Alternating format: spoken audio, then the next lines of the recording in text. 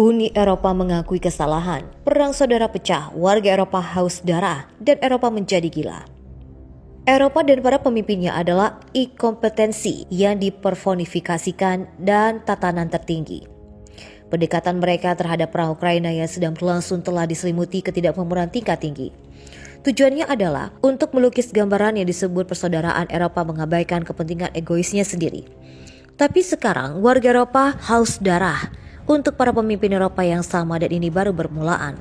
Ketika perang Ukraina pecah, negara-negara Eropa mendukung Ukraina dengan mengirimkan bantuan keuangan dan senjata. Ini adalah Ukraina yang sama yang dinodai atas nama Eropa yang memiliki sejarah korupsi yang merajalela dan pemerintahan yang goyah. Negara-negara Eropa bersatu melawan Rusia untuk mendukung rezim korup Zelensky. Nah, tirai akhirnya jatuh pada solidaritas Eropa dengan Ukraina. Uni Eropa telah mengakui bahwa kebijakan senjata Ukraina telah mengirim Eropa ke perairan panas. Kepala Kebijakan Luar Negeri Uni Eropa Josep Borrell memperingatkan pada hari Senin bahwa persenjataan negara-negara Uni Eropa sangat habis setelah pengiriman senjata ke Ukraina. Menteri Pertahanan Jerman Christine Lambrecht pekan lalu menyatakan bahwa Berlin mencapai batas dari apa yang dapat diberikannya dari angkatan bersenjata Jerman. Menurut Institut Kiel untuk Ekonomi Dunia, 6 negara besar di Eropa belum memberi Ukraina bantuan militer bilateral tambahan sejak Juli. Selain itu, beban keuangan dan ekonomi yang ditimbulkannya pada negara-negara Eropa sangat membingungkan, di mana beban terbesar telah dihadapi oleh warga biasa. Warga biasa kini turun ke jalan untuk melampiaskan kemarahan mereka terhadap Uni Eropa dan NATO. Mereka telah diseret ke dalam perang yang sedang berlangsung. Hanya beberapa hari yang lalu, lebih dari 70.000 demonstran, 70.000 orang Ceko, menyatakan kemarahan mereka terhadap pemerintah Ceko di Praha, mendesak yang berkuasa untuk mengambil tindakan terhadap kenaikan harga energi dan inflasi. Pada hari Senin, ribuan orang Jerman memprotes pemerintah Olaf Scholz. Mereka menuntut pencabutan sanksi terhadap Rusia dan netralitas dalam konflik Ukraina yang sedang berlangsung. Demonstrasi ini juga menunjukkan betapa lelahnya Jerman dengan perang di Ukraina. Masyarakat umum cemas dan khawatir tentang masa depan mereka. Inflasi Jerman naik level tertinggi 40 tahun di 8,8%. Hanya di bulan Agustus, hanya energi Jerman naik 35,6% dan harga pangan 16,6%. Kesabaran orang Jerman biasa dicoba, diuji, dan akhirnya habis dengan hasilnya. Kesabaran di antara warga biasa telah bernafas itu terakhir di negara-negara besar Eropa untuk beberapa waktu sekarang.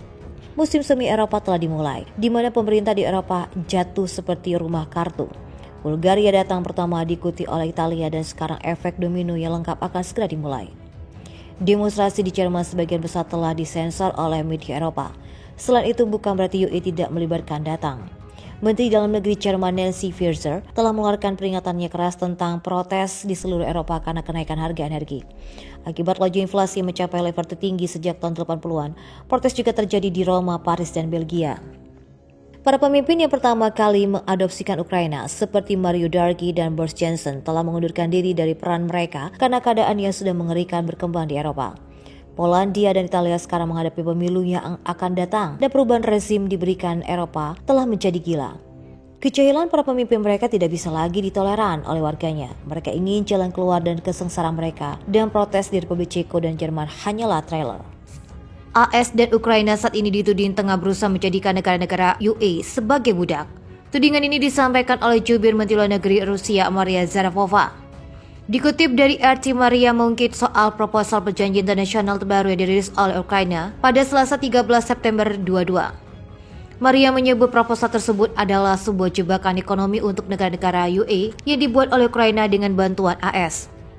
Dia pun menjelaskan lewat proposal tersebut, AS berharap negara-negara UE dapat bersumpah untuk terus memberikan bantuan ekonomi kepada Ukraina dalam jangka waktu yang belum ditentukan. Komitmen total mendukung rezim Kiev yang berarti pengorbanan bagi UE.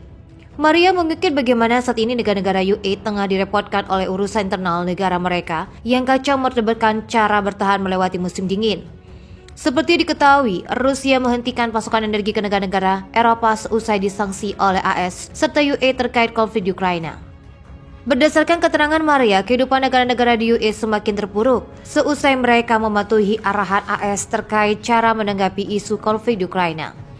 Dalam proposal yang diusulkan oleh Ukraina, Kiev ingin mendapat jaminan keamanan dari EG dan negara-negara aliansinya dalam jangka waktu yang tidak ditentukan hingga Ukraina bergabung secara resmi menjadi anggota NATO. Pada proposal berjumlah 10 halaman, Ukraina juga meminta keberlangsungan suplai perlengkapan militer dari negara-negara penjamin AS dan aliansinya.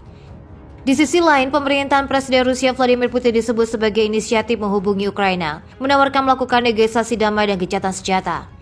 Menurut keterangan pemerintah Ukraina, kejadian ini terjadi beberapa hari setelah Presiden Ukraina Volodymyr Zelensky melancarkan serangan balik.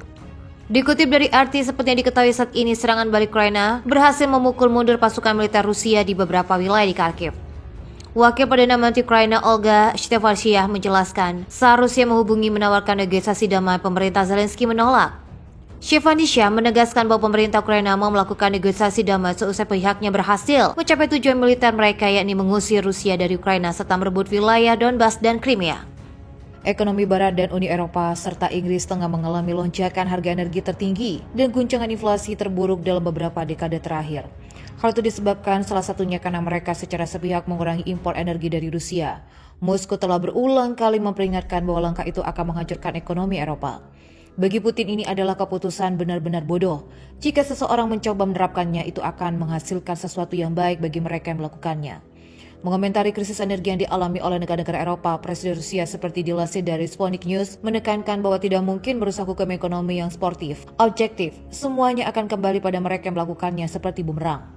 Menurut Putin, bagaimanapun apa yang sudah terjadi di pasar Eropa adalah hasil dan kerja spesialis Eropa, dan Komisi Eropa merujuk pada tuntutan Brussels untuk membeli gas menggunakan harga spot yang fluktuatif dan kemudian mencoba untuk membalikan arah menggunakan metode administratif. Putin juga memperingatkan bahwa Rusia hanya akan berhenti menjual sumber daya energinya ke luar negeri jika ini bertentangan dengan kepentingannya. Ditambahkan pula ada kewajiban kontrak kerja pasukan, dan jika ada keputusan bersifat politik yang dibuat yang bertentangan dengan kontrak, Rusia tidak akan memenuhinya. Dan secara umum Rusia tidak akan memasok apapun jika bertentangan dengan kepentingan Moskow, dalam hal ini kepentingan ekonomi.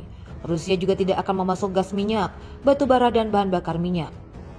Putin juga menyindir mereka mencoba memaksakan sesuatu pada Rusia, tidak dalam posisi untuk mendikte keinginan mereka kepada Rusia. Sementara Rusia memiliki sumber daya alam yang cukup memenuhi tuntutan negara manapun yang siap bekerja dengannya. Rusia juga harus mengarahkan sumber daya ini untuk pengembangannya sendiri. Sampai sekarang Presiden Putin mencatat kerjasamanya energi telah mendapat keuntungan bagi Eropa yang menikmati harga energi urutan besarnya di bawah pengiriman gas alam cair yang lebih mahal selama beberapa dekade.